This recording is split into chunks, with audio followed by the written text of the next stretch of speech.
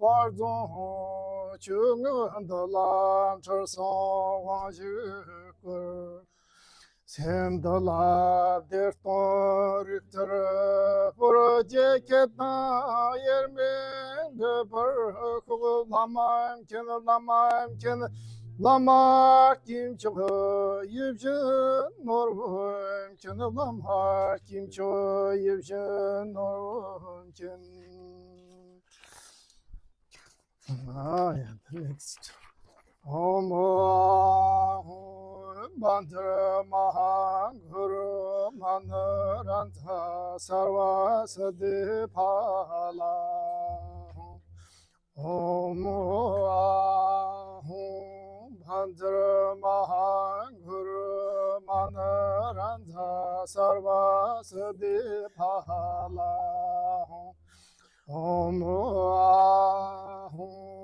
Bandra Mahanguru Manaranta Sarva Siddhi Phala.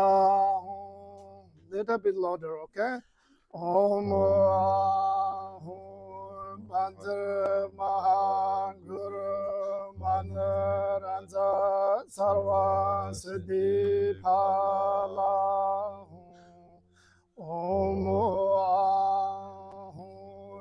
Bandra Mahanguru Manaranta Sarva Siddhi Phala.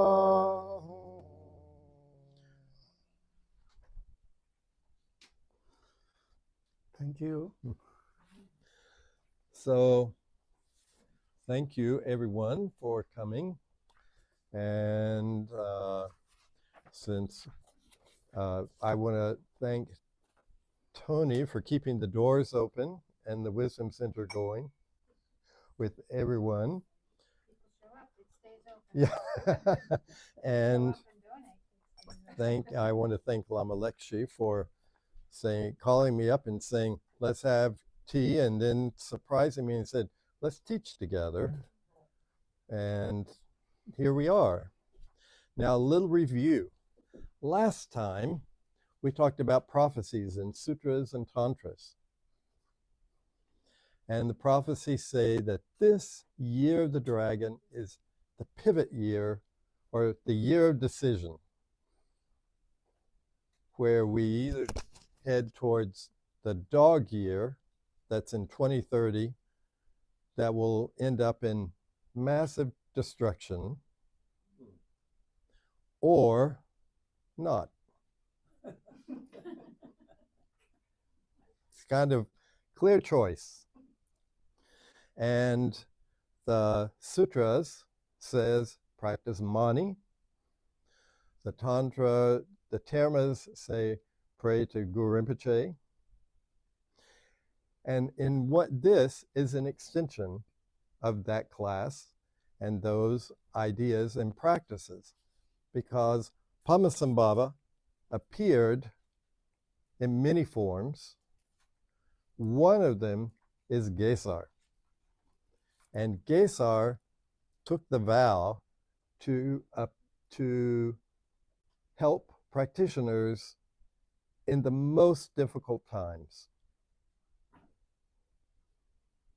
And we always say, well, it could always be worse, but kind of global destruction is sort of, that's a line in the sand. So Gesar, and I've heard many lamas say, if you need help, practice a Gesar. And there you can do a long offering prayer. There's a short one that I didn't include, but we'll talk about those practices later. And how to practice.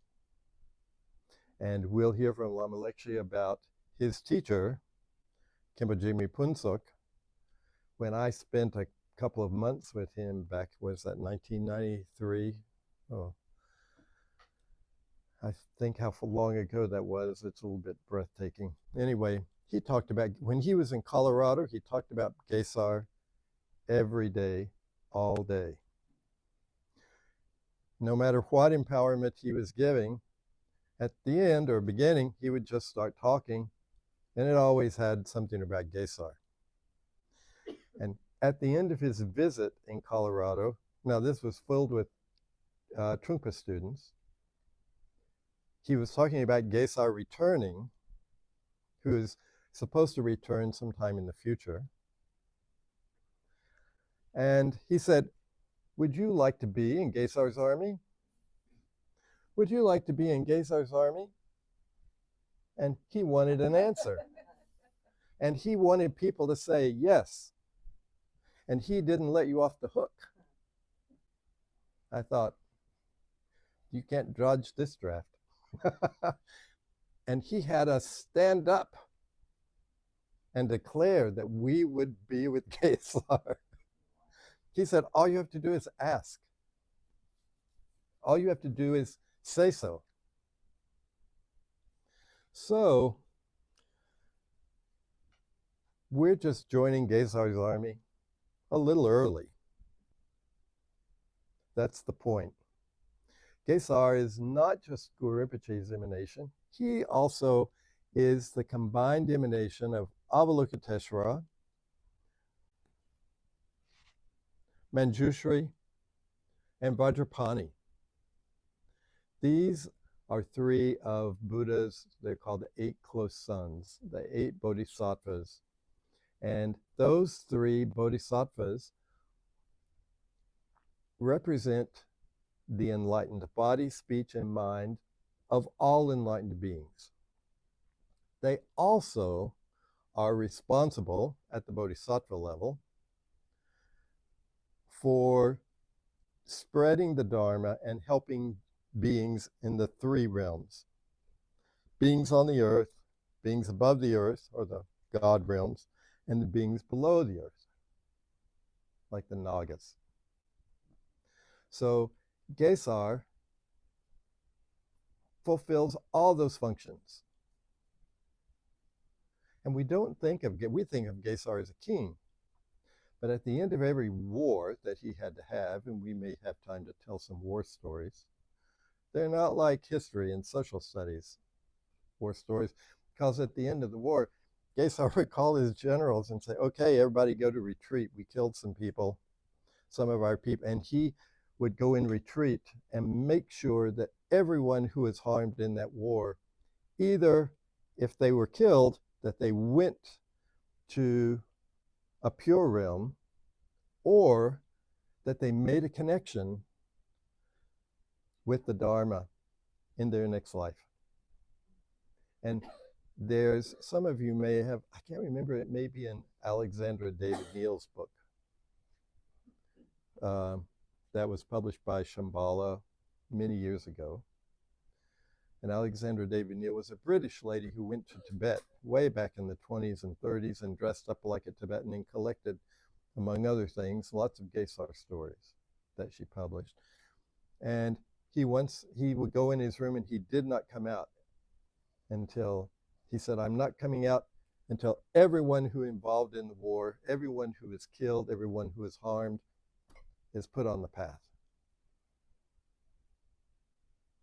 Now that's something you don't read and hear about in social studies class. And Gesar he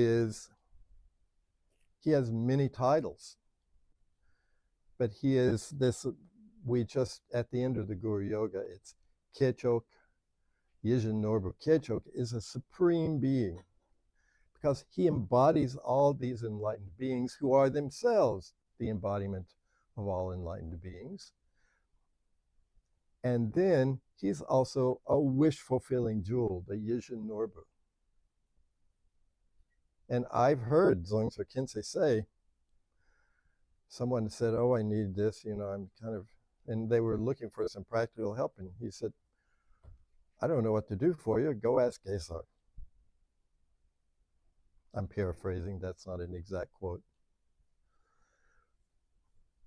So when we talk about Gesar, and I've been in sanghas that I won't name where the Lama has scolded the sangha, saying, I've been here for a while, and we've been doing this Gesar practice, and some of you still think we're praying to a king.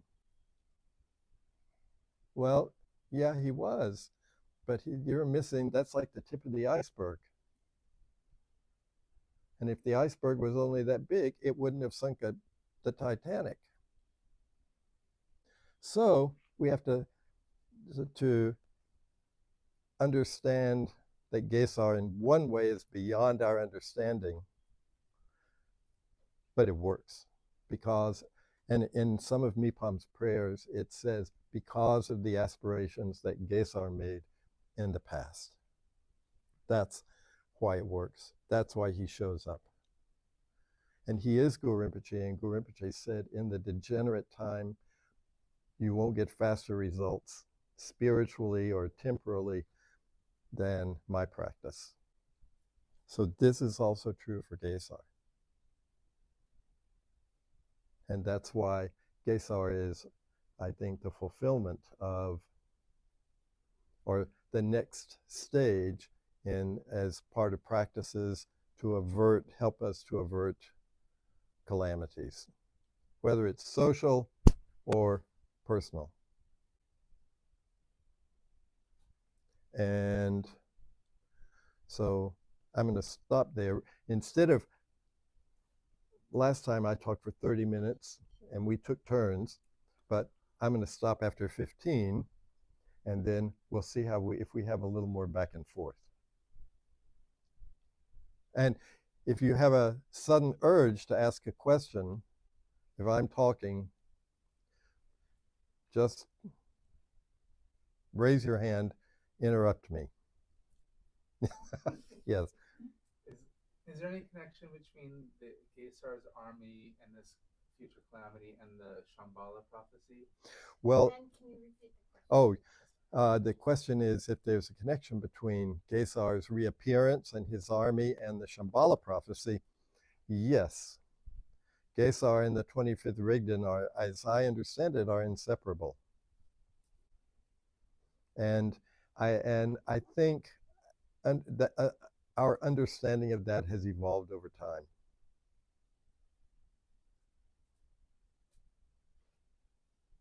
Your turn. Okay. Thank you. Hello, everybody. Good evening. And thank you, Tony. Thank you, Michael. Good partner teaching about the Gesar. So yeah, and we can talk about Gesar all day, all week and month, because the Tibetans have stories about Gesar endless. Gesar oral talk, history. Gesar epics is the longest epics in the world. Do you believe that? And 200 volumes about Gesar. And so I think in the United Nations kind of recognition of protection, the Gesar epics as the, the longest epics in the world. So it's Gesar, like and for Tibetans, Gesar is for everything. Our core Gesar stories about to learn Tibetan culture, Tibetan tradition, Tibetan way of life, and almost everything connected with in Gesar. So as Michael mentioned, Gesar is not just only king, Gesar is also the emanation of Guru Rinpoche, embodiment of Buddha families, and the king of compassion, and also Dharma protector. So for us, the Tibetan people, King Gesar is for our everything, the object of refuge, and our role model of heroism or heroic, and the most compassionate being, most caring in the person. So for example, King Gesar for everything for us, especially me, where I grew up, is the land of King Gesar particular. I'm from Golok, if you never heard about that, G-O-L-O-G, yeah, Golok. So Google line. And so Gesar grew up in Golok, raising in Golok. And so he's generals, they all live in Golo. So we have King Gesar's palace, King Gesar's land, King Gesar's people. So, and also we have connections, like my family, my father's side, is my father's mom is called Langza, Lama. Langza means, Lang is the Gesar's generals, the kind of tribe called Lang, and they come from, so family relationship go back in Gesar as the people. Then because in the east of the Tibet and the southern Tibet, and the Gesar is first born and calm, and then many circumstances move in Golo, and then he grew up there. And before he wasn't in the born with this palace or kingdom, his and mother, who King Gesar's father, have 3 brothers. So they are very important in that region and Kham and the east of the Tibet, and because of the period that the Gesar, that's very important. The period of time Gesar come, and it was a very critical time, because the Tibetan and king, the 25th king Gesar came in the 10th and 11th century, and the kind of early 10th and in the beginning 11th century. So in that time in Tibet was a very troubled time, very troubled in Tibetans, very troubled time. One is because our king in the 25th king and the long dharma assassination, and the Tibetan becomes many groups, subgroups, and then created their own kind of state, many places. Then same time, because there's no one king in Tibet at that time who is rule in Tibet, so there's many, in the bordering, and start bullying, and and many, different tribes and different nations like that. All the model before that, there was very, strong grade of garment, but that's the nature of impermanent. Everything's, high and low. And I think that's the nature of the secular existence. So in Tibetan, at one point, have at that time was a very difficult time. Then, of course, there in Guru Rinpoche already there's a prophecies, as mentioned in the sutra. There's the root of Tantra Manjushri in Jamgon Ju. This is very clearly Buddha himself recognized Manjushri manifestation about when there is a very critical time in the Vajrayana tradition, protect and provide the land of in the snow. So and there that, but then also Guru Padmasambhava, who also mentioned Guru Rinpoche is the 7th century bring Vajrayana in Tibet. Wasn't easy to bring in the Vajrayana tradition in Tibet, to expand the teachings of the sacred mantra in Tibet and convince Tibetan people to be Vajrayana. It wasn't very simple and easy. But then, and after that, and generations, and then many great masters come, and teaching was wonderful, things like that. But then, as mentioned, the Tibet there's very dark moment, dark time. So in that time, and King Gesar and Guru Rinpoche manifestation of Choro was in the King Gesar when child name, and when he was a baby. Because when the Tibetans, that's also the Tibetan, in the lifestyle, Tibetan culture, and the giving names really interesting in Tibetan way to give. When you look at the babies, what they look like, and most of them they're calling their names. Oh, you look like that. Okay, that's your name. Then also change the names when they grow, and so that's very common in the Tibetan culture. So in the Chorum, when he was young, and he has same father, different mother, and his older brother, Gesar, and one is a very hero, and who was in the sea, his brother, and after birth, and the baby was very awakening child, very very exciting, and so he's Choru in Tibetan. Choru means very exciting, very awakening, and a child. Oh, it looks like Choro, and then it's okay, his name Choro. So that's very Tibetan culture. Sometimes they think, oh, you have big head, or your name is big head. Oh, you have a little head. Okay, this child and it's a little head. So Tibetans, that kind of giving names, and it's part of our culture. So his name is Choru. And then Choru was a very unusual child compared for the other child. He grew up fast, smart, but also very mischievous. Yeah, mischievous, very naughty and like that, but a good way. And then King Gesar's father, Samlun, have two other brothers. They are very important rulers in the Kham, in the Golong, in that time. So, and Samlun's younger brother, Totong, who usually is jealous, and he has three sons. He wants his sons to have special power, and when grow up and to have a possession of in the land. But then he make many, different sneaky, and then King Gesar, the mother, they kick out from in the trap, from in the camp. So, and I went to visit in 1994 with my root teacher. He's on Jimipon, so we went to visit where King Gesar was born. Gesar was a boring place. Today there's his temple, the place, the monastery, very clear, and we have where King Gesar was born, birthplace, the birthplace. And the reason one of my sisters who went to pilgrimage, they said, brother, your pictures in that temple with your teacher. And said, oh yeah, we went in 1994 and pilgrimage. My root teacher is in Jimipon, so he's a great master in Tibet. And so we went and we have 17 people who went for a while. We went to pilgrimage many places. But that was one place important, he's on Jimipon, so on the visit.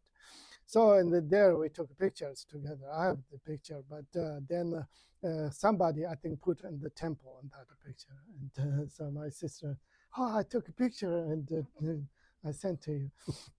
So and so that's the birthplace. But then he didn't grow up in that camp. That is today is Tibetan. If you've been in Tibet, come in the Derge, Zachuka, this between Zachuka Derge border. And then they didn't let him to grow up that, and then they kick out to Ngolo. And that time in the Hmako. Hmako is the beginning Yellow River. Perhaps you know Yellow River is called Tibetan Hmachu. Hmachu is a Tibetan river, okay? Yellow River is not Chinese river or anybody's Tibetan river. I'm joking. So in the beginning, that Yellow River, and there's a huge Tibetan open plateau, land. And so they let the mother and him to winter there. And they said, you get that land, okay? So then when he was 12 years old, and then that time, and then the law didn't have one particular king and the leading, but there's kind of a family kings, and Totong, Samlun, Shekhun, these three brothers, and they take over. But they wanted to hold that time growing, and the Kham and the Golo is become in the grade of, in the tribes, very important tribes. But at the same time, it's a lot, in the conflict with the borders and the other tribes too. And so then they went to have a decision, but that's also come from and their own have a tradition of prophecy. There's one time in the grade of a king and the will come take, and to protect in the land of Tibet. So in the Shekhun is the older brother who has the regional prophecy, and it says the times come to find the king. And so they have Tibetan in the tradition, our culture, horse racing is a very important nomad community, horse racing. So in the horse racing, also gambling too, to win the horse racing, who's in the, get first, what the winners, what the award. It's a gambling, but also it's a tradition. It's a part of our culture, very important. So they decided horse racing, and who the win to horse and they become the king. Not only the king, there's one is in that time in Kham in the region, and the Lang family, one of this very rich family, have one very beautiful woman, beautiful girl, yeah, is Sangchim Drugmo, and the one of the most beautiful. So whoever wins, there's boys of the king, three kings, as mentioned, Shekhun, Sanglun, Totong, have the boys. But for the racing, everybody can race. All, and anyone who wants to participate. So must be, boys, because it's for looking king. So all the boys and can participate. Well, there's many different tribes. Everybody can participate.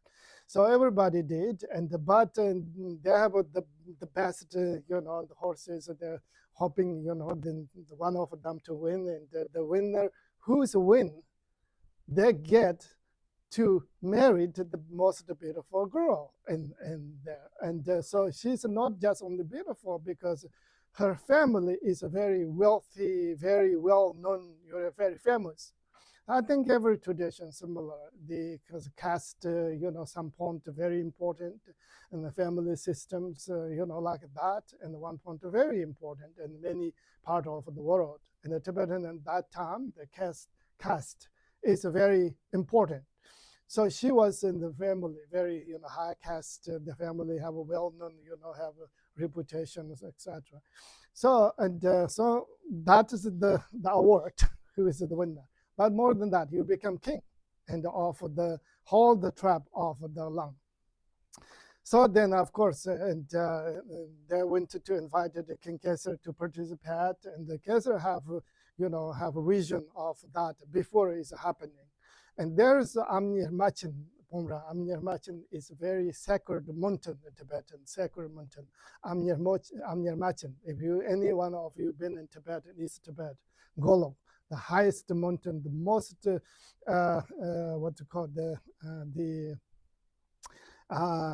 beautiful great of a mountain, and so that is our, we believe our own ancestors, ancestors, is come from. That is something, is the very, very sacred mountain for, and also very holy mountain. People go to pilgrimage, and there like that, whole around there's snows. Always you see there's a beautiful cloud, rainbows around that top of that mountain. Very sacred, very special mountain. So, and for Tibetans, that mountain very important. King Gesar have there's a long story short. In the mother and the daughter who he going to marry, at some point he convinced them to go to capture one wild horse. There's that time Tibet. Today still we have a lot of wild horses, and we have many wild animals in Tibet, even today. And but we have a lot of wild horses, and in the nomad community, I think Native Americans, I think too, very important. Capture wild horses, training them, train them. So in the Tibetan culture, that's similar. If you read in the Native culture and Tibetan, some cultural similarities there. So and then he sent his mother and Drugbo to capture there's wild horses. Among the wild horses, you will never mistake. There's one very special red horse, and if you capture that, and I will win. I told that mother. So mother always believe, son, and he has many magic powers. And so they went and Amnir Machins in the mountain, and there's many wild horses, but there's a very particular one horse, and who was very unusual. And so they did the last of that. So they did get that horse and bring home, and the Gesar participate for the horse racing. And then there's books, a lot of books about that horse racing, and not just few words, okay? So, and then he win in that horse. Then the moment to win, he become, the king, and celebrating, put on the throne, and also the double celebrate. His wedding celebrate, and his, king celebration, but he was very unusual, very magnificent of like being and the moment. Then his uncle, the one always jealous, who said, "You look like a Gesar, means like awakening being. You are great of lion of the for the humanity or something, Gesar, you know." And then it was, oh, he's the lion of the people. And the Gesar, King Gesar, his name is Gesar. Is again, before you see the child, he looked like an exciting, okay, exciting child, Choro. Now he looked like a lion, great of lion. Now he's Sanchin Norodandar, King Gesar, Gesar. He's an awakening being. Gesar is a very awakening person, awakening, very enlightened. But Sanchin Norodandar, Sanchin is a great of lion, great of lion. So, and then he became the king. And then in that time, as mentioned, the Tibetan, the reason here, and this story in particular, is the relationship with Gesar is why important today to practice. Gesar why important to practice. Many great masters mentioned that in the centuries now, particularly this century and last century, and the Nyangma great master Kunchen Mipham Gyamtso and my root teacher is Jamgon Ju Mipham. Then many Tibetan great masters always commonly mentioned King Gesar practice as a very critical time. Gesar come is very timely that time because, as mentioned, Tibetan have in trouble, a very dark time. Vajrayana tradition is dying. And and then, the land, the people, culture, all is going to be a very difficult time that. So Gesar become king, and he charged for all the tribes. And then those bullies, they defeated. And those bullies and, all these evils and everything, and they defeated, everything transformed into, compassionate per se, very great of realizing beings. As I mentioned before, if he defeats somebody and then that person either become a great of a practitioner or they transform their consciousness in a different Pure Land. So when we look at that today, for me, it's very important, interesting. Every Tibetan great masters after 11th century born Tibetan great masters, anyone, and they are reincarnated by King Gesar's generals. Like, Tibetan and the Nyangma master, Lama Mipham Rinpoche, and the Gesar have many generals. One is a particular general, Dhamma Shanta, who is a grade of arrow shooter, arrow on the bow and arrow shooter. Archer, great archer.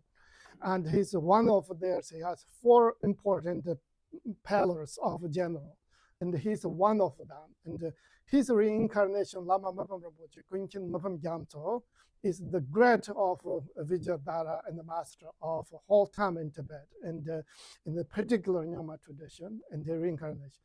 He has a son called Dante Ryonbome, who is a reincarnation. His own is my root teacher, who is the most and I say the great master of Tibetan history. So all these long generals, all the Tibetan great masters is reincarnate of these long generals, because those long grade of these warriors come not just defeat because the enemies of Tibet, all these enemies who destroy in humanity, love, compassion, environment, but not just only protect that, but they also grade of the realizing in the masters, and they one way or another, if everything they transform into awakening beings. So therefore, it's because that is for today our history in every great masters reincarnated by and the great of long warriors. So the other thing is because in the Gesar's stories, as mentioned, and every Tibetan in the any time, everybody have stories about Gesar. Anybody, child, young, man, woman, old, doesn't matter. Everybody have endless stories of King Gesar. That is really interesting because anything Dharma, we have many, other Tibetan history, Tibetan, many stories like anybody else, all the countries have. But There are people that only knows through reading, through, to study, through from school. King Gesar's story is natural for everyone. The most significant one is when it's Tibetan lose our country in 1959, 1958, the Chinese took over, and then for a period, again, there's very dark period in Tibet. There's no dharma, no one cannot practice, no one cannot meditate, or even you cannot hold a mala or do mantras, anything. But when this little bit, there's 1974, 5, started Tibetan reopening the monastery, rebuild the Buddhist teachings, and first the people talk about Gesar. Gesar's, epics, Gesar's poems, and reading, talking. That is first to come. And so then to leading in Tibetan become, again, the land of Vajrayana, all the temples rebuilt it. So today we go to Tibet, almost every monastery in Tibet, there is a special sacred, specific temple for practice of a King Gesar.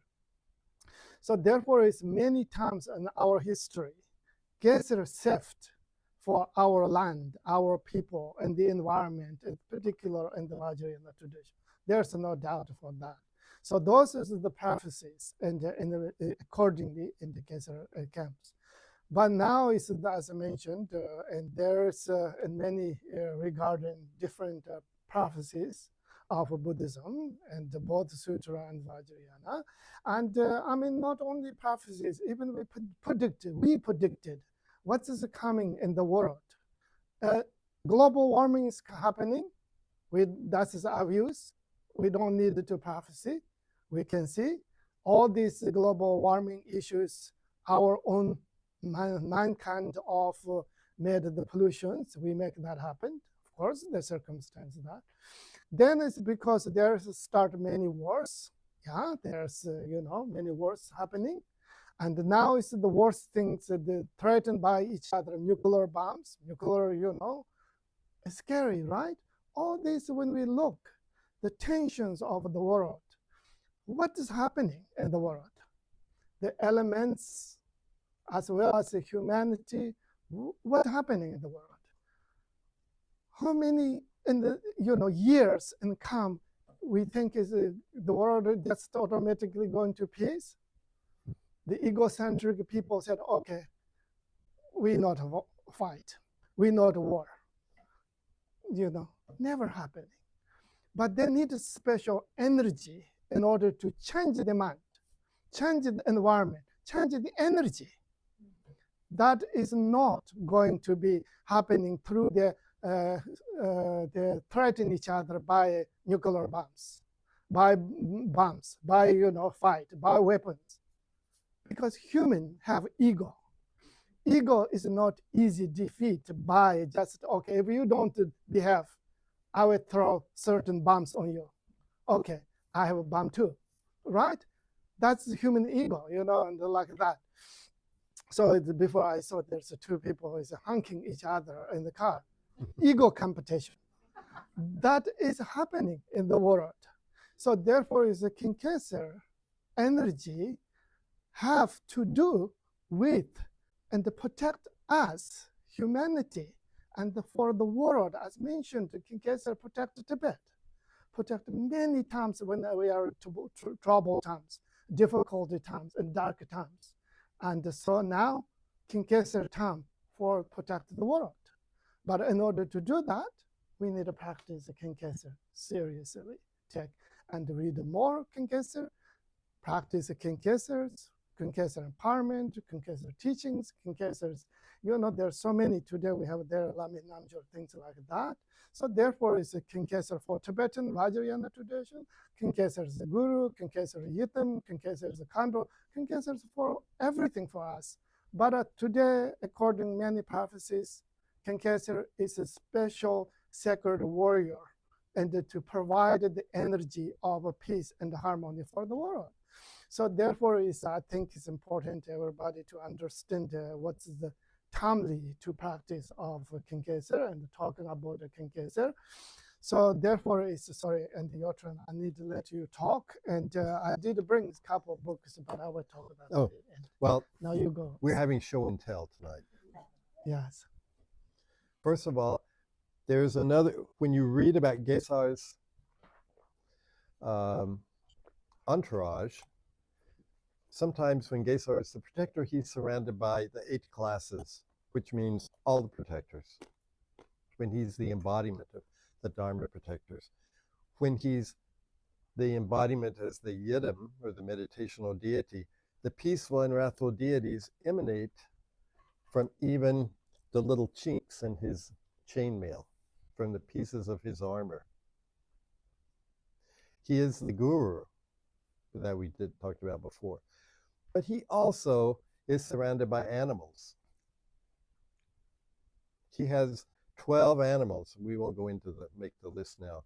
And he has all kinds of other beings, and Rinpoche can explain this better than me, because he's like the embodiment of the natural world, the forces in the natural world. We say the 4 elements, but he's like the embodiment of what we would call the natural world, and the forces of nature, as well as all of this, as everything we've said before. Now, show and tell. I'll go first. I mentioned a book by Alexandra David Neal, which I forgot to bring. There are 2 or 3 books that were printed a long time ago. When Rinpoche came to my house a month or so ago, or whenever it was, and had tea, and I said, we should do some Gesar. He left, and that afternoon he sent me a text. He went to a used bookstore, and as soon as he walked into the used bookstore, there was an out-of-print book of Gesar right waiting for him. So we took that as auspicious. Alexander David Neal's book you can still find. Now, last spring, this book was printed. I had mine spiral bound. It's called Gesar, but it's the tantric practices of a Tibetan working. This is everything that Mipham wrote about Gesar, I think. I think there may be one that they didn't put in, but I'm not. But it says in the introduction, it's everything. I have 2 books printed in China. This one has, now when my first trip to Thimphu, the capital of Bhutan, in 1996, I went to a bookstore, which was maybe the size of this part of the room, maybe only half this size. It was teeny, but they had a shelf at the top. And you know those things, you look back and think, oh, I should have got that. All across it was the Gesar epic. And it was 8 to 10 feet long, I'm sure. And I thought, what is Bhutanese doing with Gesar? He's Tibetan. They all grew up on Gesar stories, because Gesar had a war with the Mun, which means the Southerners. And in Tibetan literature, when you go down south, you go to Mun, that's Bhutan. So I just remember seeing this. It was astounding. And now the stuff that's been printed since then in China, I'm sure, because when he says 200 volumes, he's not kidding.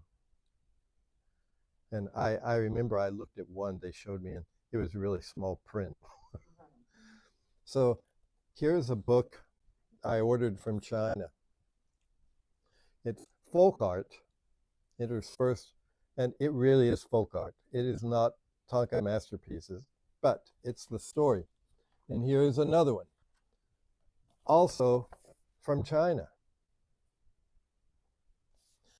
Now, when we talk about Gesar, and he's the embodiment of all these glorious beings, and all these great masters are his generals. He had 30 generals.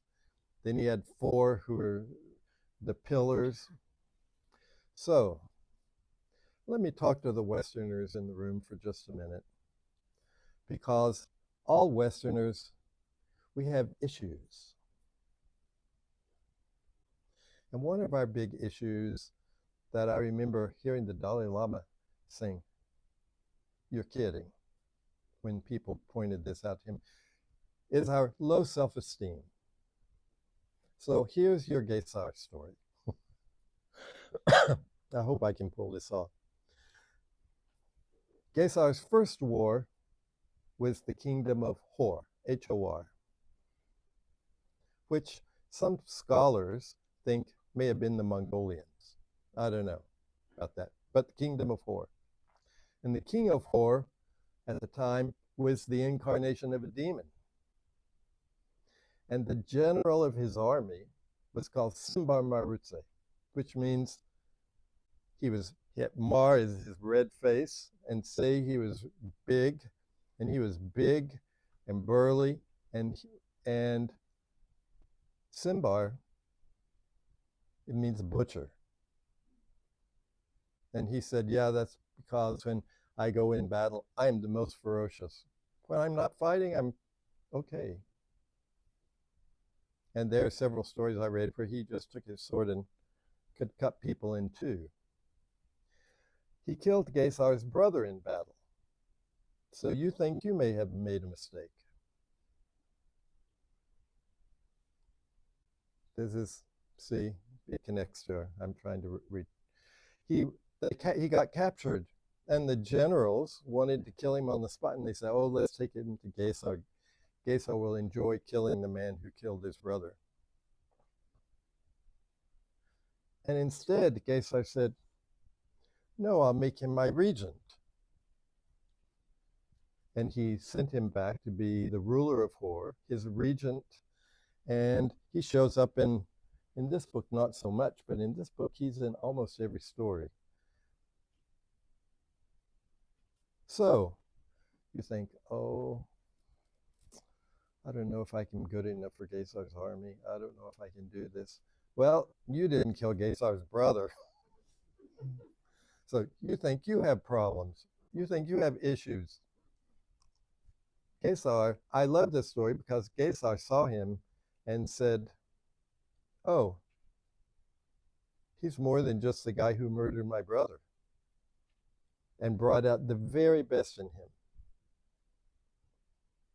So, see, whatever your issue is, don't worry about it. These stories about Gesar, some of them are just wild. But if you look at them, because he is an enlightened being, they're true at so many levels. And Gesar also, not in every story, especially the way they're told here, he functions at an archetypal level, to put in Western psychological terms, you know, so that he embodies, there's almost every story that when I think about it, there's something in that story that I find there's something for me. It's not just about, you know, this king fought that king at this battle at this place, and, you know, like social studies history. It's not like that. So we have to make sure we don't make that mistake. And the Simbar story is one of my favorite stories because of that very reason. Because Gesar saw past whatever he, you know, saw past the appearance. So whatever your issue is, remember, at least I didn't kill Gesar's brother. You have that going for you. So you might end up a general, who knows, lieutenant, hard to tell. Anyway, yes? What year did Gesar become king? He was around, So he was born in 1000 I think 11, something like that. Yeah. And then he was 12.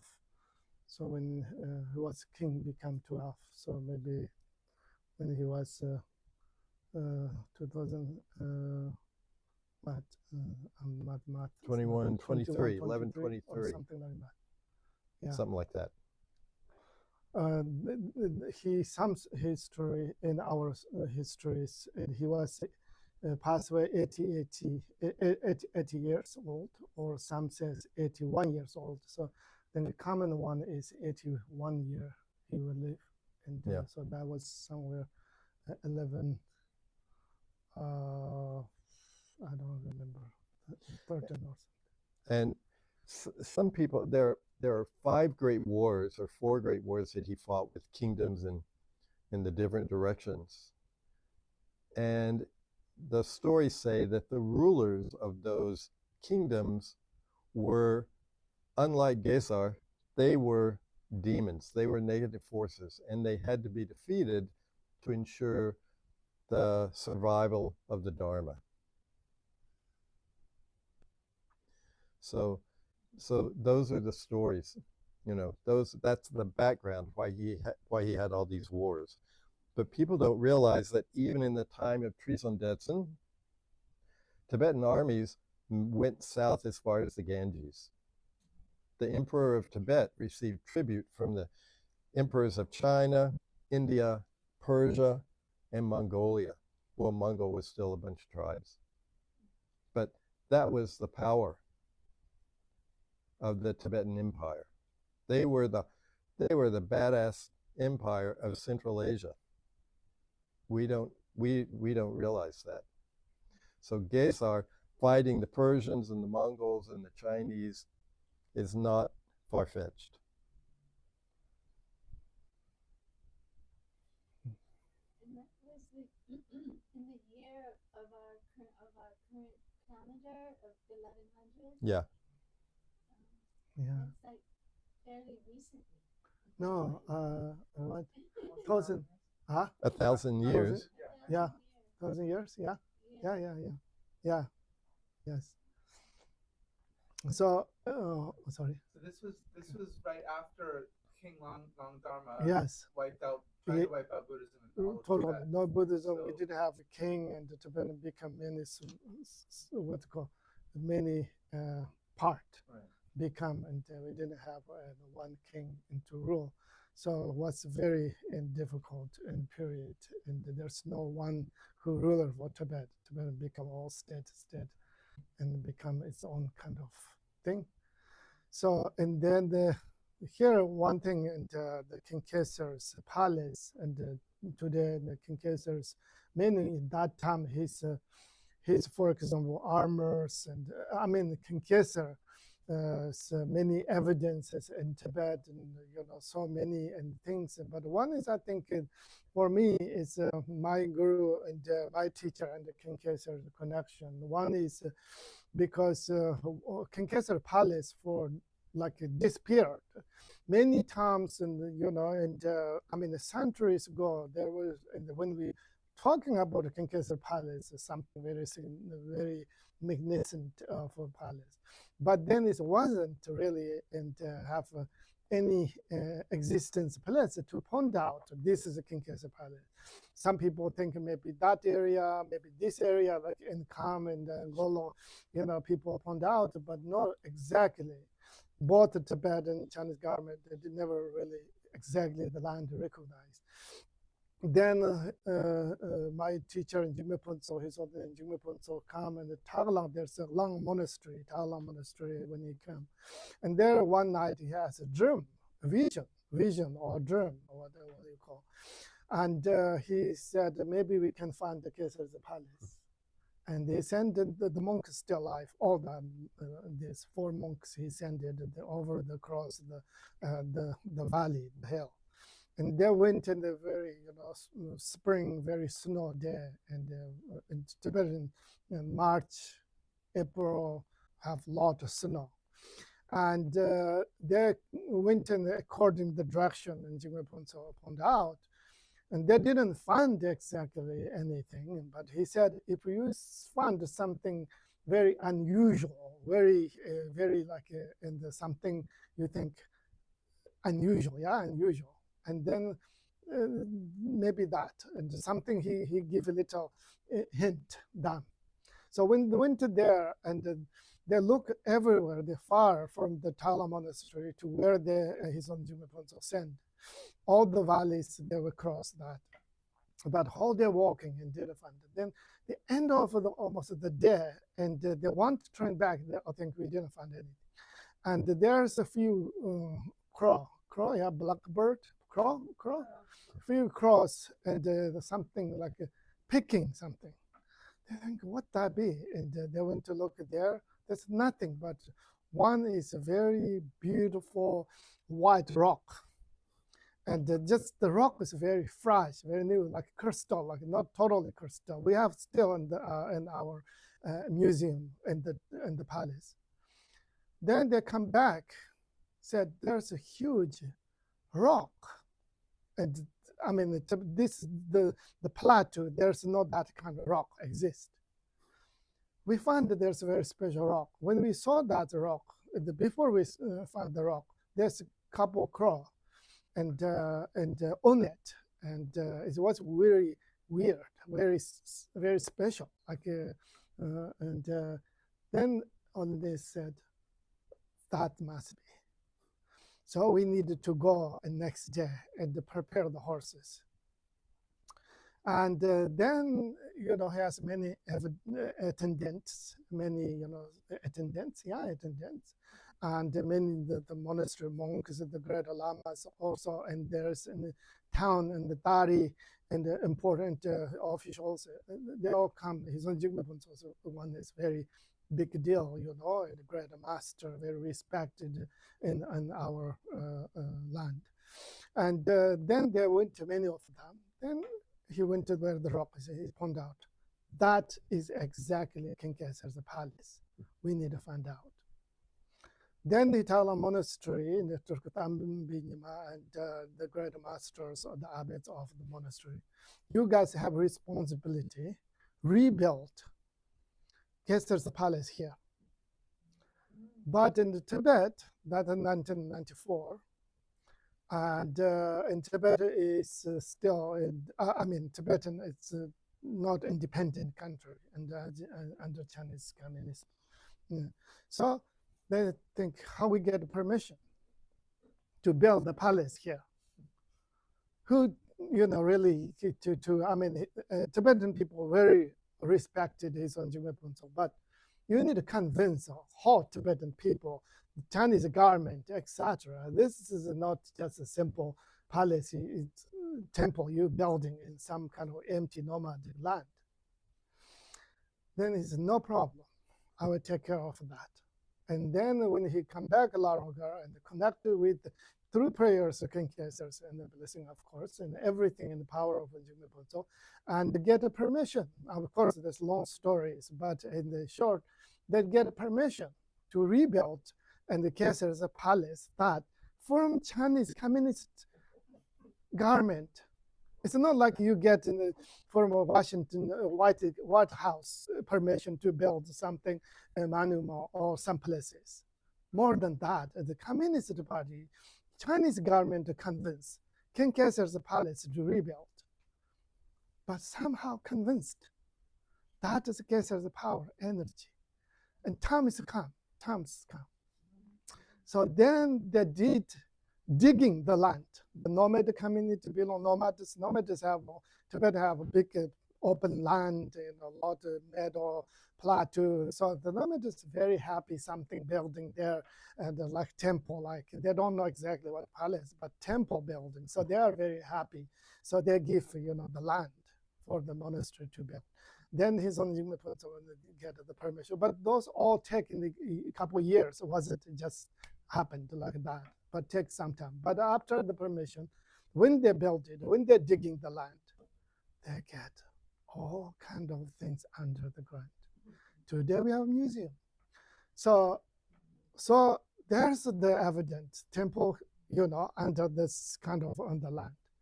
So, and then like that, then now today, the huge palace. Anybody, if you go, I think foreigners to open that has become now is very central. People go to tourist in Gesar Palace and build it, recognized by my teacher and through his power. Today in the Gesar Palace, rebuild it. But for me, and I have opportunity, there's a school and to my colleagues and to build first the orphans and like that. Then we build in the school. I teach there 4 years in Gesar Palace school. And so therefore, there's volunteers, America's Canadians come to and teach there.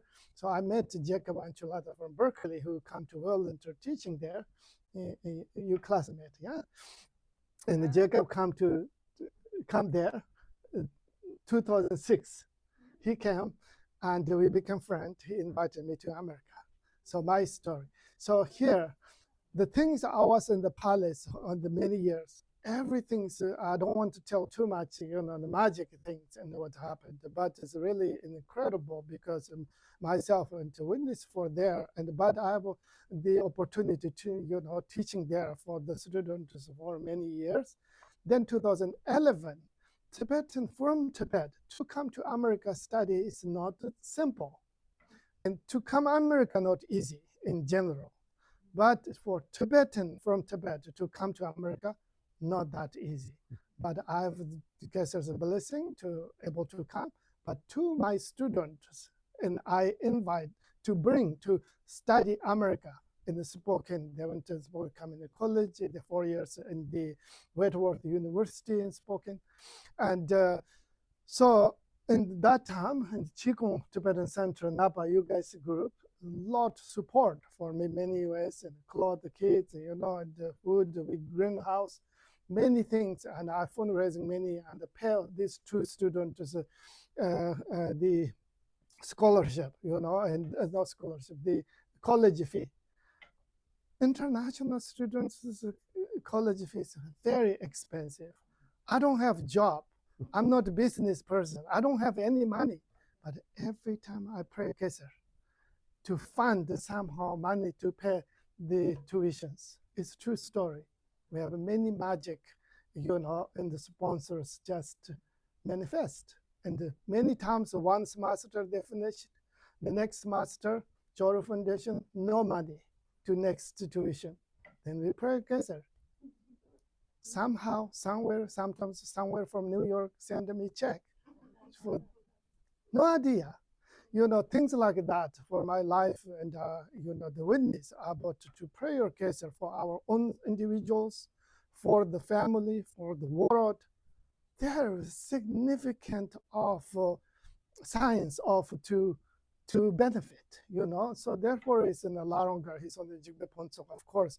Larung Gar, the largest monastery whole world in Buddhist monastery, okay? Largest Buddhist monastery.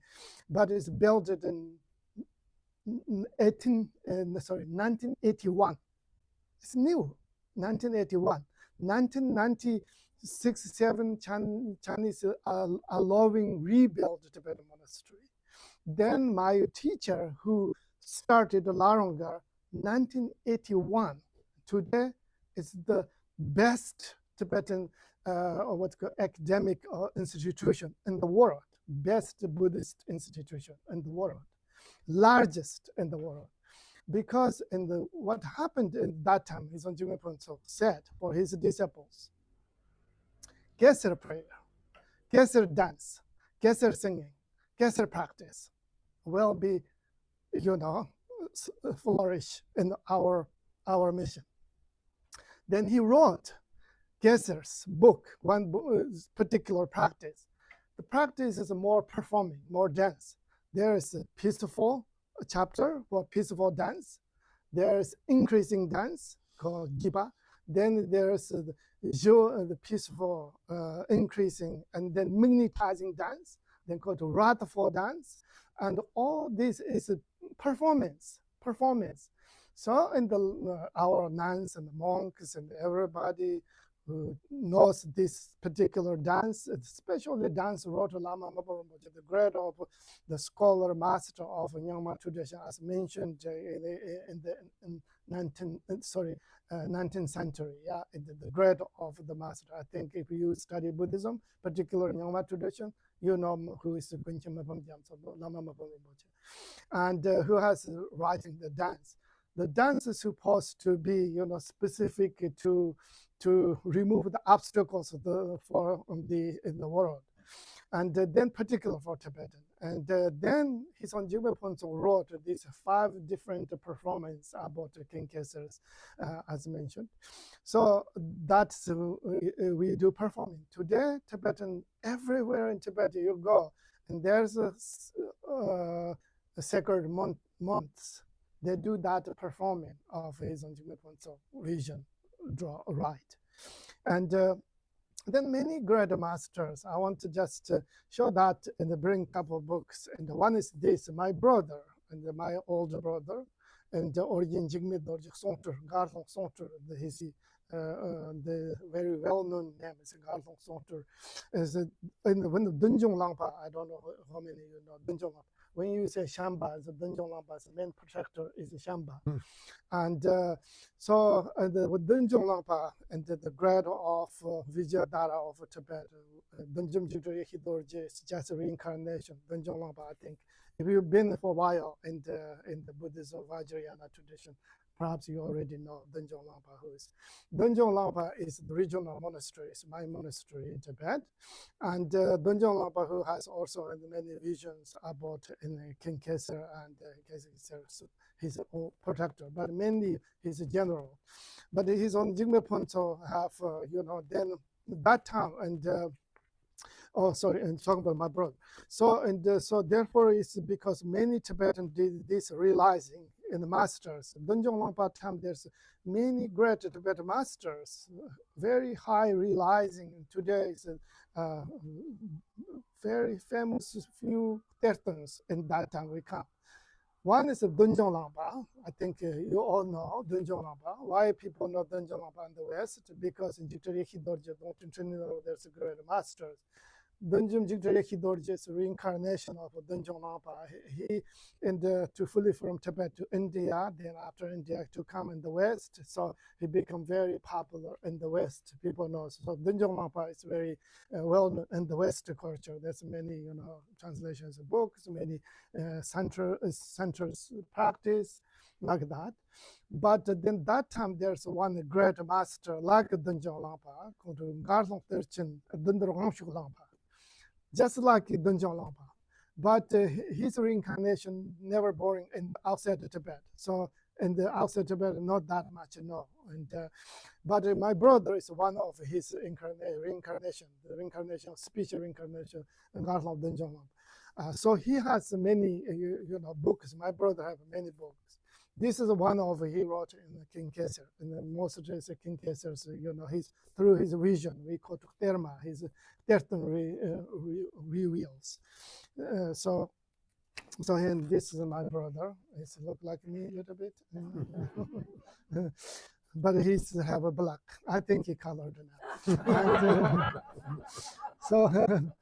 So he has many books of Gesar. This is one of the very famous, and he wrote about Gesar's and practice. Most of his practice is terchu. Because when I was the another books I bring here, and a couple of this.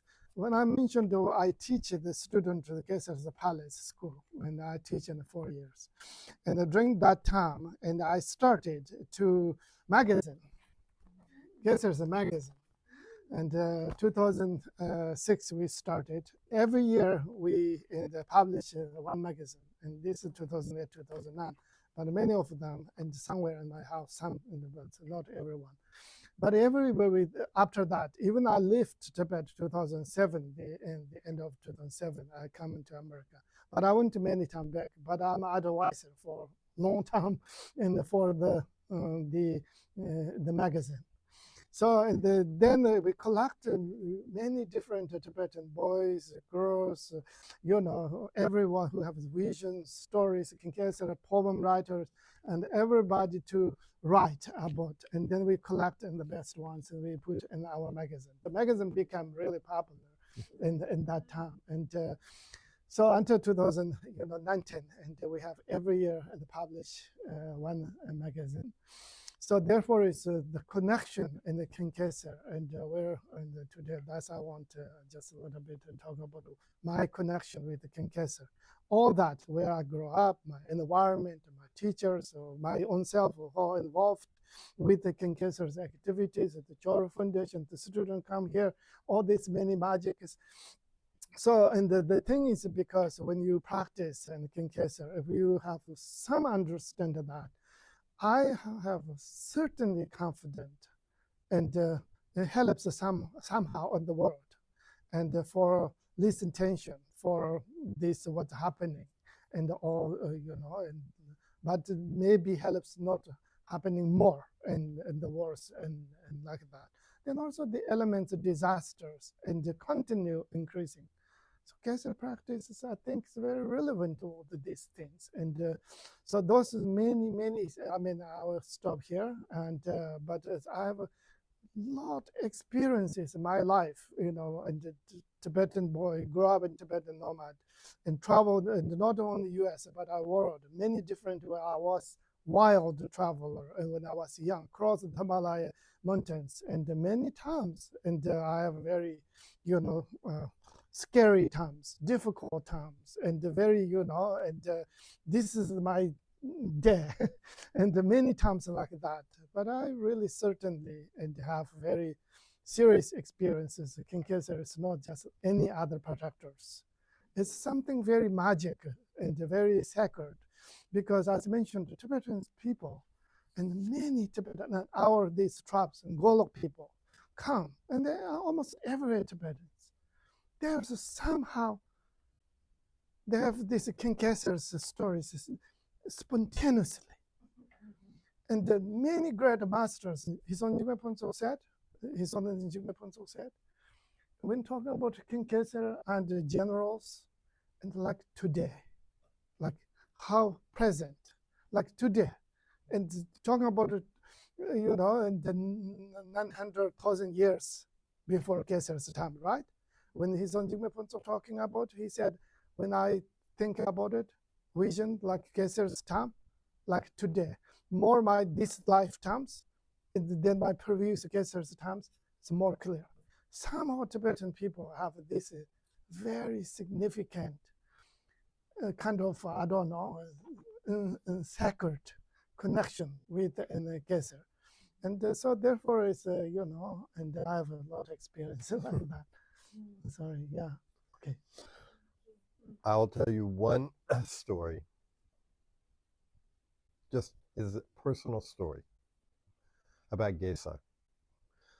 I got the loan for all of Gesar from Dogo Khyentse Rinpoche in 1987 at Pinna Rinpoche's monastery in India.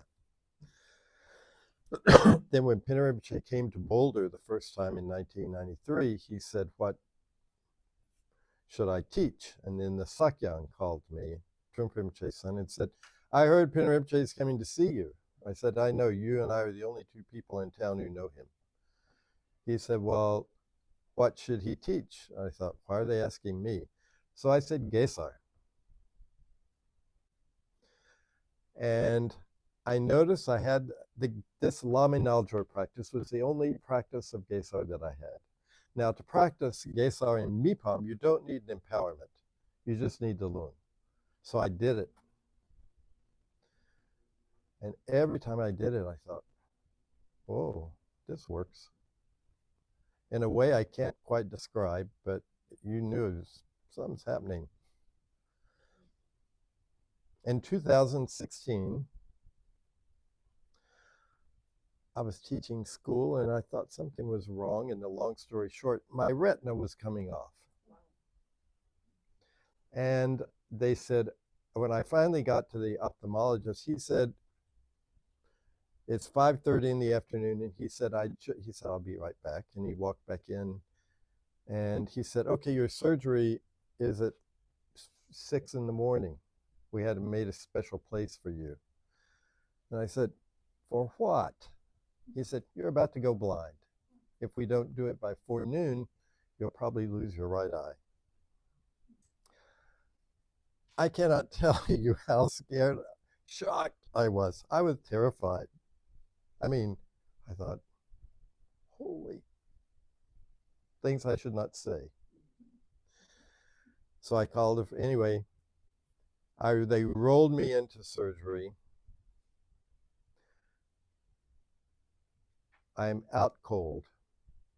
I made it very clear to the anesthesiologist. He said, we'll keep you comfortable. I said, I don't want to be comfortable. I want to be gone.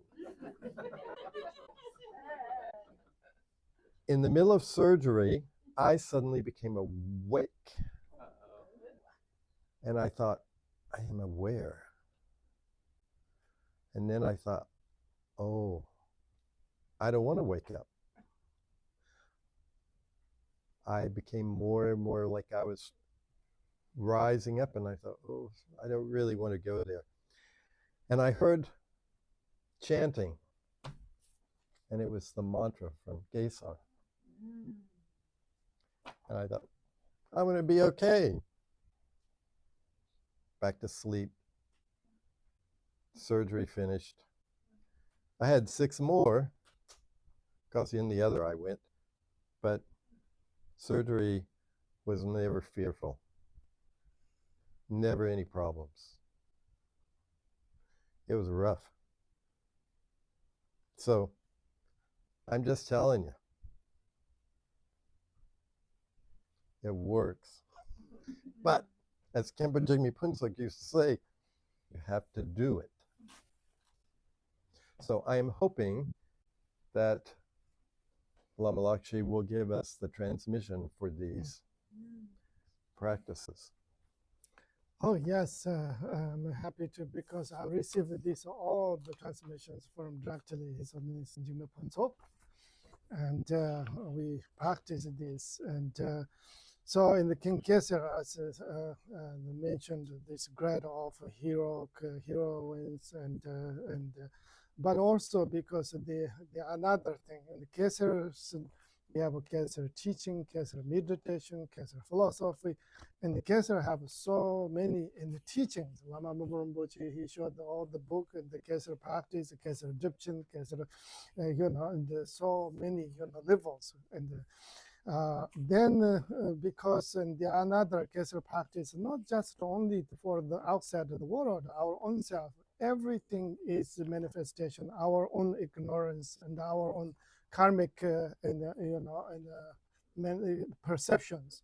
So therefore, the people in this world and the lost, confused, due to ignorance. So therefore, ignorance and the manifestation of anger, hatred, jealousy, or the pride, all that is bring about the conflict.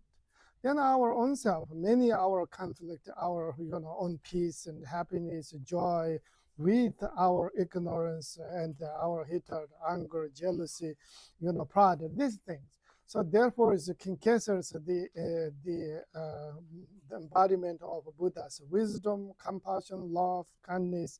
So therefore, for our own benefit in general our life, particular for meditation. When you meditate this King Gesar's and Guru Yoga practice, then you meditate. You will see, and definitely more gentle thoughts, or least concept, or even sometimes people have a lot intense of thoughts, and maybe sometimes some kind of resentment and anger, traumas like that. But you practice King Gesar, and somehow interdependently ordinated. He's the hero. He's the warrior. He's not just an external warrior. He's a warrior of our afflictive emotions. So therefore, is every causes of our afflictive emotions. In order to alleviate, the best is the practice is King Gesar's Islamic Namju, because when we do that, and sometimes we have this episode and for resignment or some kind of traumas. But what is the best is Gesar's practice, because Gesar's internal warrior of afflictive emotions. Every cause of conflict in the world is due to afflictive emotions. So therefore, he's the antidote to direct afflictive emotions. That's why it works for us when it's cause of our afflictive emotions disturbing our mind. And the best is a Gesar practice because there's interdependent origination with that. He's internal, he's the conquered, he's a warrior, he's the great of, king of all this, and the lion of this humanity. And that means he is the antidote of our disturbing emotions. And for any our stress is the cause of our disturbing emotions. That's important to understand. So in these transmissions I received from my teacher, and this is a composite Lama Mipham Rinpoche, Konchen Mipham Rinpoche as mentioned. The Lama Mipham Rinpoche is reincarnation of Gesar's general and Dhamma, and my teacher's root teacher, and my teacher in his own Jamgon Ju never met in person with Lama Mipham Rinpoche, but through vision, and they receive all the teachings of Lama Mipham Rinpoche. And then also indirectly in his own Jamgon teacher, Tugga Yibjin was a teacher, and the Lama Mipham Rinpoche, and the Patra Rinpoche, and many of our great masters, and they are back and forth their teachers. So we are the lineage of Patra Rinpoche, and all this Hinayana tradition where directly come from Lama Mipham Rinpoche. So I received these transmissions from his own Jamgon. So yesterday I mentioned that sometimes people in here, I think transmission is not a very common thing, and the people don't know how it works in transmission. How important to receive in transmissions if you practice. Transmission is very important. Transmissions for us, if modern language, if we use like wireless, you are the computer, and in order to work your computer, need a wireless, right? And to see the world and to all things you do in the work. And like that. So therefore, the receive the blessings of the lineage, and transmission is important. Wireless is invisible, you don't see. But there's a wireless, you have password, then you put that, internet works. So if you practice, you have a devotion and faith, you really practice, you believe in Gesar, and we practice, then you have transmission, well, works. Okay, so therefore it's important. Transmission is important. Riksum kundu Gesar soren tebjuk in the beginning. Riksum kundu pama tondong tuji ozin tamma kwarto kim chok sonch noro dandor la soran debsum chotun ngudu guru mana ranza sidda hon neptur la chuksigwi chi ksum mapam bi so. Then now the Lami Namjur, Rikpanjur me yeki kiu chimbo Lami Namjur gifshin lo nyurjuk gifshin jukso. Emma on the Nam Karajada took people, that's some double from the Parkim Chomoro Dandas, Shintus Gijar Monshun, Winjarwak and the two Jets for origin to Motori, Jerek something with Santinger. Muku Zomek Bonku, Pachola, Soranian, the two also upon your mapping of Shamyaji Trencher to do Mumum to be a Dursha of Santa Baby to Judge, what W Kushire and Hassam to go only the Tatsam Gipshan watch it.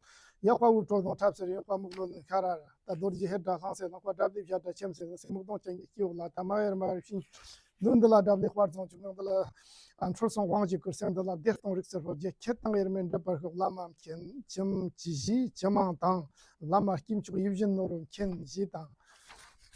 Oma Banzer, Mahan Guru Man Ranza Sarva said the Pala Home Ji, Lim Tarant, Airmed Londi Churkunant of Jack Shin of Munjuk could tell Dartakun, Jabun sort of Jisu Nipper and Zen around Londi Nani Sanch and Egyptian of Chita Rikpi Dorji Fair. If you read at the very end, the description letter in the end said 7 days if you sincerely meditate with this, have significant of signs of benefit for your meditate. That's very short, yeah, 7 days.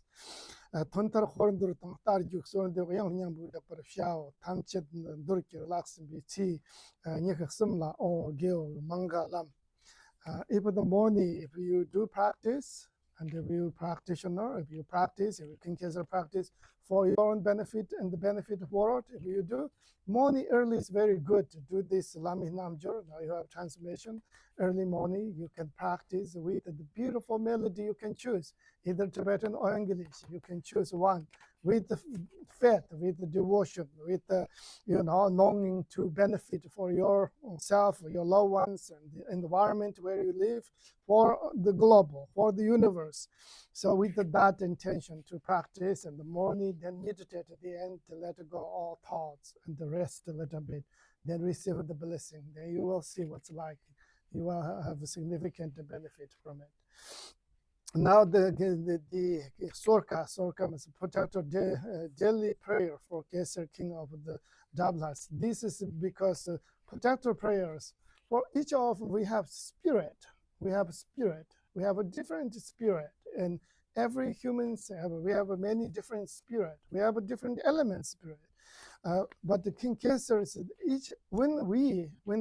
according to our tradition, Tibetan tradition, and the sacred Mantrayana tradition, people get sick when they are low, the energy, the spirit, kind of a low energy. When people have like tired, but people sometimes have no reason, but it's a little bit moody, things like that, and because your spirit energy is very low. So, and there we need to booster to spirit energy. Coffee is not enough. Coffee makes like a little booster our brains. Our spirit is not the booster and by the coffee energy, you see? So real our energy is internal joy. Joy within ourselves. There's no idea why, but I'm in joy. I'm happy, then your routines, your arranger, your community, your friend, your family, your pet, they feel the energy of your happiness, your joy, your positive energy. That's something to do, not just only show the teeth. There's something energy around you when you are really happy, joy. Even you don't show your teeth, say cheese, even you don't say cheese, but still people can feel and pick up that energy. So therefore it's a bit the Dharma protectors. Bring that energy in your home, your heart, and your family, your community, and also because our prosperity need energy, our wealth need energy, our spiritual practice need energy. All this is to do with the Dharma protectors. And today, as mentioned in the Tamli, this energy booster is a powerful practice as a King Gesar. So this is the evening practice. If you like to evening, you can practice. With a little, if you have King Gesar's picture, before I thought of bring, but there you can look at Google, print a King Gesar picture.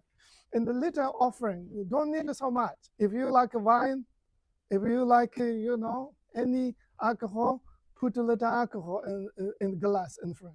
If you like tea, put the tea in front. If you like water drink, put the water in front of the Gesar. Little offering.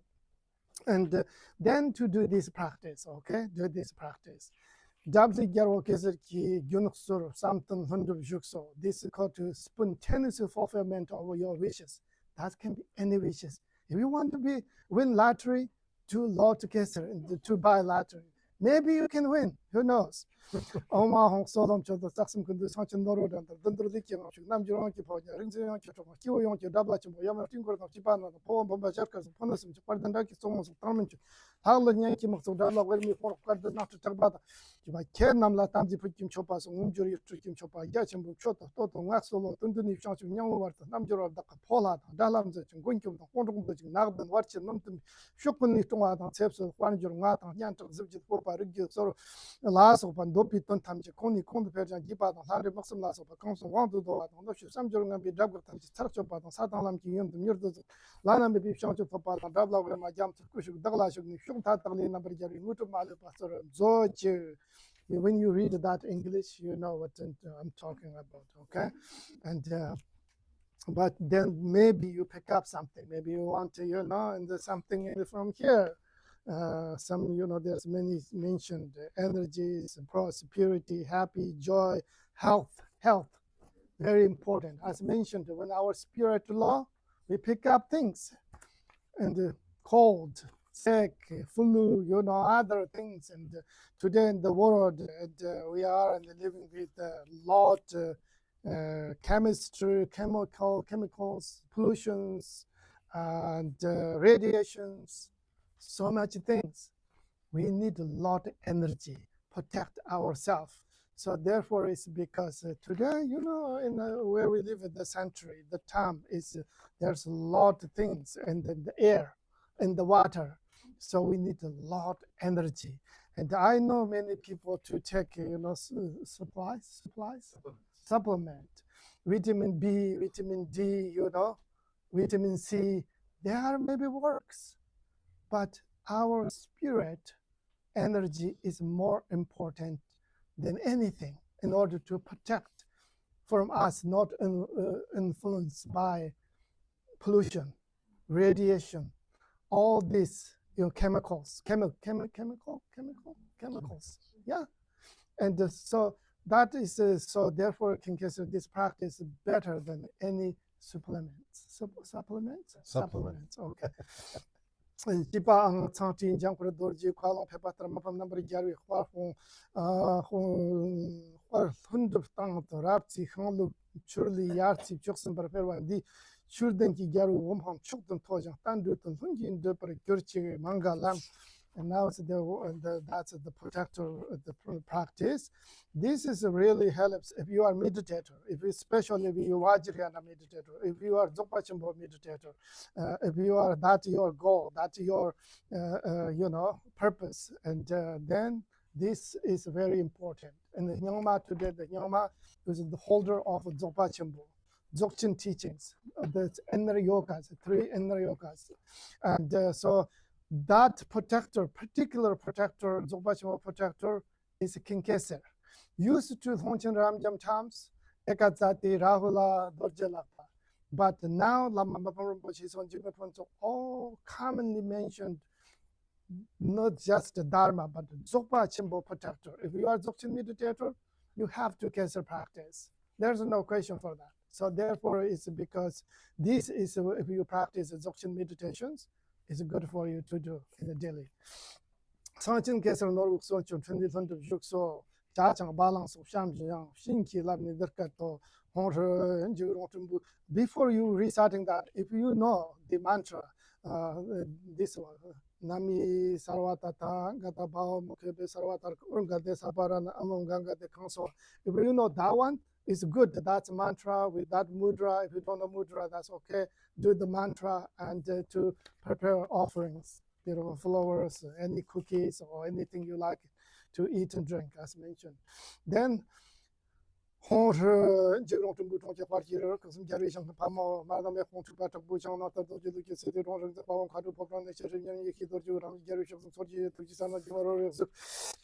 Namjataba Pomus of Moro Lapshingi, Lapis, Kalam, Double Records, Hero, to be Darden, Jimmy Toja, Kim Jong Sanjano, Malu from Shibatam, Wow, so Chatham, to Dogan, Watam Kalapshara, Dojitam, watching the Tam Jito, and Channel Current, the Constitution was not to Young Garcia of the Sporting Chopper, Children just told me Chopaji, Chopaji, also to some Chopaji, Tanova, Chopaji, some Chopaji. Not a Sergeant Jim Chopaji, Tamjin, Chopaji to Jigon, Sancho, Tamjama, some tribute to Sancho, Artaman, to Shingil, and to to Jason Boots and the number of the lunch of the Gigi Pata to Turkey. So General Gombiel starts on the Cardan, who is searching for start on the Kuyaki, said all the country Sancho, and the number one, Tagaport, some Parajan, Kirguman, the search Jesus on Tanila. One Jordan being good or something, some robots, no, their Boshi, Champagne, Katan, Yambi, Chandiki, Tony, even the Prince of the Shop, Zammo Dorja Tachola, any Salon, Bertopa, Chiberjam, the number of Gary Juan, Boron, Chipa, Chandu Lama, Big Conquer Tipa, Sonum de Tamches, Tom Bidan, Panche, Chankergan, and Chipa, to buy to be told into order, Sargilami, Shinor, Yolas, Yidam Hai, Jibson, with Tom Kando, Tamchel, Gentle Council, to be Traki, Dorja, Shop, and Japan, Gendan, Debra, Shad, Tambater. Course of Jindang Jora Gitambayona, Nibi, Traki, Ho, Lapa, something removes by the beats for you. In the young kind of top of shadow, shower, Tapton Shontare, Gibi, Traki, Ho. Yeah, Very quick question. yes. Can you quickly tell us what dralas and wormas are? What is dralas and wormas? Davlas, the Wermas have, you know, we did it many times and think about any there's English words. But it's a different kind of energies of different elements energies. We are humans, you know, in our human body and have these element substances like the heat, where this liquids, these bones and the flesh, everything have. Today we don't have time to talk about the elements. So therefore, it's Dabhas and Wermas. There are different energy of elements. When we are Dabla or your Dabla's law, one of these elements not balanced in the law, then that is one is kind of unbalance our emotions, our mind. And the second is our physical energies. People get sick and things like that I mentioned. So therefore, it's this Dabla Chuksan, there's a 13 of different animals in that. It's a symbolic of our different elements, energies, and exist in each every human being. So therefore, it's when you have this one time Dabla long time, you know, you good, then everything you are be very magnetized, you very, you know, you have special energy. People to see you, no reason, they never show middle finger. They think, oh, you are wonderful, you know, even you do mistakes. Even you do mistakes, you know, they enjoy it. They think that's wonderful, you know? Because you have this Dabla, you have energy. When our Dabla, this law, even we're doing good, somebody just try to be nice, but they see you are really rude, you know, like that. Things like all the time and happening, and we don't know how to work our own these energies. But then we are mad, they're mad, you know, it's no reason. I try to be nice, but you're calling me names, you know, like that. So therefore, all these Dablas are different energies. So as mentioned, we do practice, our energy bring in better. And you can tell in some of the prayers, the peaceful and wrathful deities appear as the peaceful and wrathful deities in those mandalas. They appear as dralas and wermas in Gesar. Is it all right to do the daily practice for the protective practices once in a while? Once you start it, you have to keep doing it. That's a good question. Usually, like my teacher, we receive many important empowerments, many important you know, meditation instructions from our teachers. Sometimes they come as recommendation. You need your protector, you know, on the daily. But to be honest, I do, you know, sometimes practice, but I put in the one, you know, in the special circle and put that once in a while. You know, offering that, pouring, and the different and the difficult, you know, here and then is where my home and back in Tibet, things like that. But also lifestyle and many things. But when you remember once in a while, sometimes even, for example, a little bit drink. I mean, it's people who maybe busy, have children, families. When you know, put in the food on the table, usually tradition people have a prayers like that. But even that time, remember just short prayers of Gesar to remember to offering, and very powerful that. But then it's the best, yes, daily, of course, no question for that. But once a week, even once a month, it's wonderful. Yes, absolutely. So therefore, there's no certain commitments, commitment. But it's good, as mentioned, as much often you can do. When you do that, and some offering is clean. I mean, clean means something you knew from buying grocery, you know, unopened, not leftovers. That's it's important, you know, to offering, and some, you know, nice flowers or clean water or anything, you know, juice, whatever you're offering. And when you first open, remember that is an offering. That's like that. Yeah, the incense, wonderful incense. perfumes, if nice perfumes, or anything, something you really like it, you appreciate it, and it's important to visualize that become multiply, filled with the space and universe you're offering, like that. It's just you need one little thing, then you to visualize that in your in mind to offering that become, and the glories, and as much you can. That is something to do psychological, but energy wise, and to this little offering, and that's so small, and really that helps. If somebody drink, if I offering that, no questions for that, just energy. You bring that the best you're offering, and to visualize and the nectars as much you can, and to visualize the dablas and gesars for the energy increasing. Yeah, like that. I try to make an offering. Well, I do every day, first thing in the morning, and then when I can, I do one of those two or both of those prayers. And then I try it, the full moon, the 10th, the 25th, the new moon, the 29th day, the protector day. Then I do more Gesar and make a big offering. Yeah, when I went in the Naples and Roma, and when I come in, like senior Tibetan, Lamas practitioners, there's a lot, statues and a lot, circums to, offering. He's everywhere there. I have a Gesar statue. Yeah, sitting, statues, and then I have Gesar and his horse statue, and I have a couple of tankas, and yeah. His living room filled with the statues and offerings. Yeah. So yes, Rinpoche, did you know those dances? I know a little bit, but I really be not a professional. But there's one is for my tribe in Golo. There's some young boy, one boy and girl who recorded very details about the rhythms, the moves, the teaching. So we follow. If we follow, I know the basic moves, and so I didn't, the dance for a long time. Yeah, definitely. We can, we can dance. Yeah, it's really. I will show you. It's very simple. It's basic moves. It's like,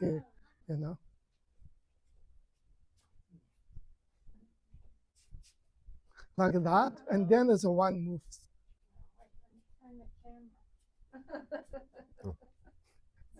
But then there's a couple other moves.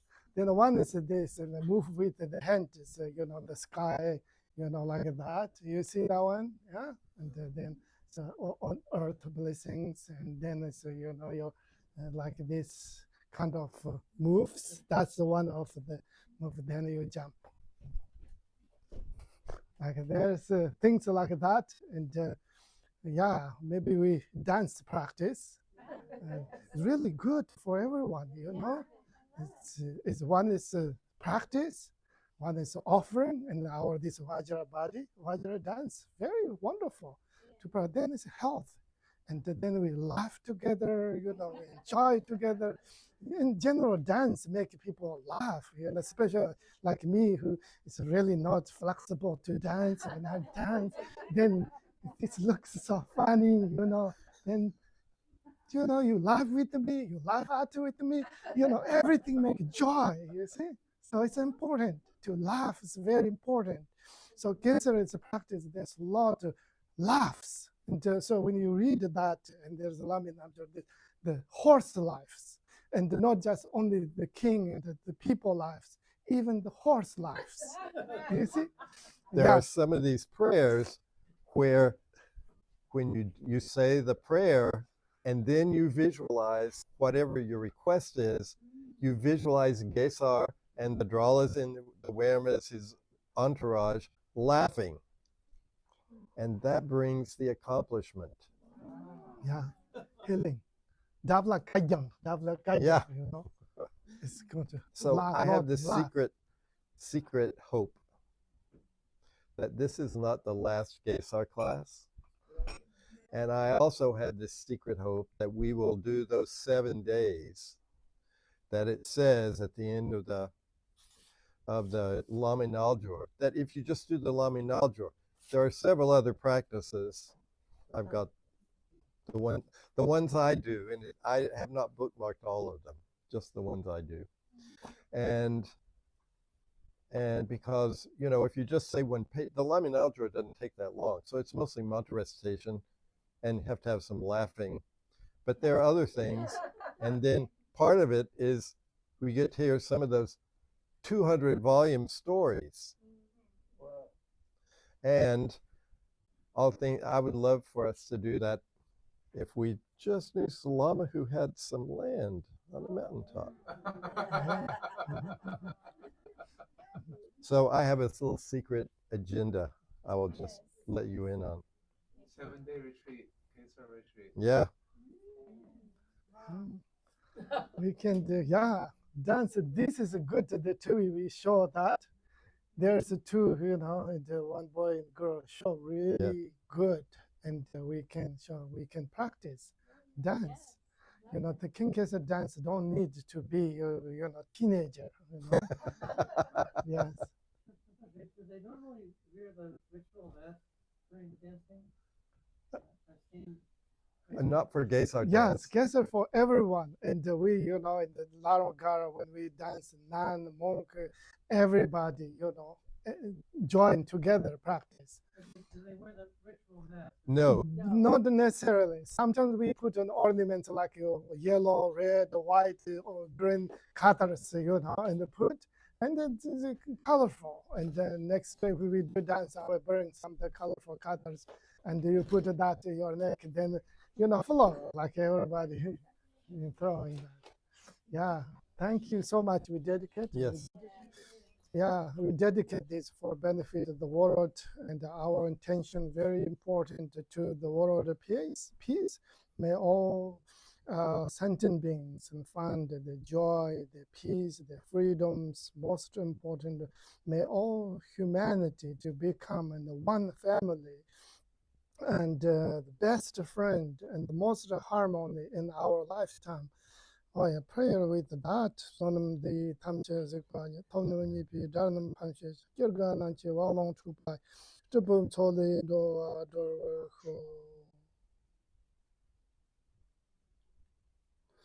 Yeah, thank you, everybody. Yeah, thank you.